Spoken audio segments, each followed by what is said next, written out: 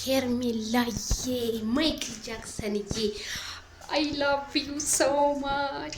ቤተሰብ ላይክ፣ ሼር፣ ሰብስክራይብ እያደረጋችሁ የኛ ድምቀቶች። ሄርሜላ እኮ ድምቀት በጣም ተወዳጅ ንግስት ነሽ ማለት ነው። እና ቤተሰብዬ እንግዲህ ለማይክል ጃክሰን ያላትን ፍቅሯን ትናንት የትናንቱን አስታውሼ አልጎዳም ተመልሼ ብላለች።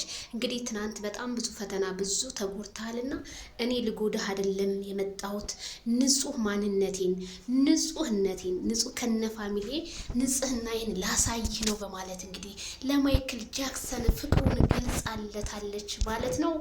ዋው ሄርሜላዬ እንደዚህ ነው የሚያምርባችሁ። አረ ማይክል ጃክሰን ተቀበል እንግዲህ ማለት ነው። ቤተሰብዬ እንግዲህ ሊጋቡ ነው። ቀለበቱ መቼ ነው ምናምን እንዴ?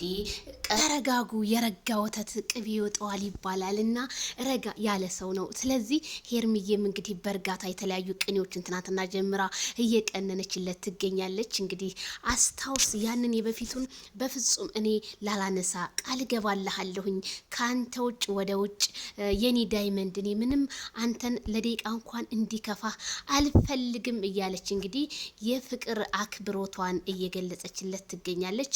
እኛም የምንፈልገው ይሄን ነው። ሄርሜላ ጭቅጭቅ ያው በሚዲያው ምናምን ሰልችቶናል። እንዴ ዛሬ ራሱ ዱፍ አይደል እንዴ? ሚዲያውን አዘን ባዘን አደረጋችሁ። ምን ገጥሟችሁ ደግሞ ምን ተፈጥሮ ይሆንሽ የሚነሱ ነገር የሆነ ነገር ሊፈጠር ሲኖር ጥፍት የሚሉት አረ እንደው ገባ በዛም እኮ ስል እነ ትክክሎች እንደው አይናቸው ራሱ ቅጅብ እያለ የሚሰሩት ራሱ እንዳጡ እየተንከራተቱ እንደሆነ ነው የሰማሁት ማለት ነውና ማይክል ጃክሰንና ሄርሜላ የኔ ድምቀቶች ኑሩልን።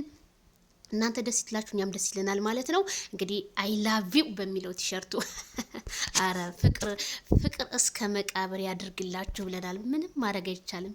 ይታደሉታል እንጂ አይታገሉትም። ላይክ ሼር ሰብስክራይብ